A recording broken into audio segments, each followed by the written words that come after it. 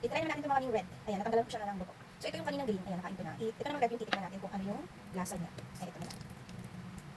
Yung pinches ko kasi dito square siya eh. Square yung nabili ko.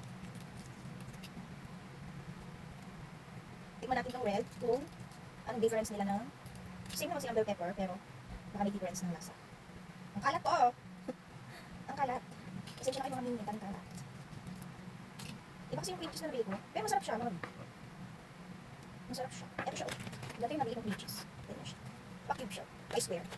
Pero masarap siya. Tingnan ko siya. I-try natin kung masarap din ba itong red. Parang nabusog na agad ako. Parang hindi na kumakain ng kanin. Nabusog na ako sa... Yan. Palit yung nabili kong bell pepper. Hindi ko rin kung ano yung pagkakala ng bell pepper sa jalapeno. Hindi, parang sa ngayon. Eh, putol pa. Ito sa natin sa ibabaw. Ang dami kong kalat. Ang bura ako. Ang bura ako naman. Yan. Sorry guys, ang kalat. Ang kalat natin.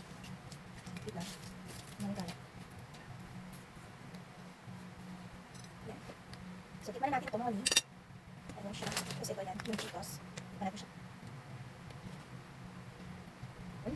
Ang pangit ko mag-mukbang.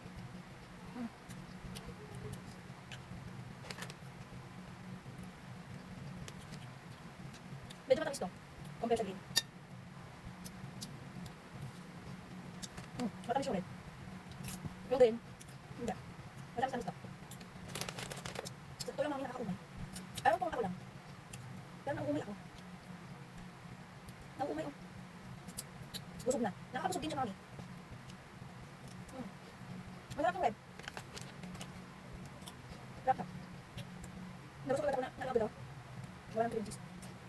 Kain nyo lang masarap. Pero hindi siya talaga yung sabi mo ulit-ulit din.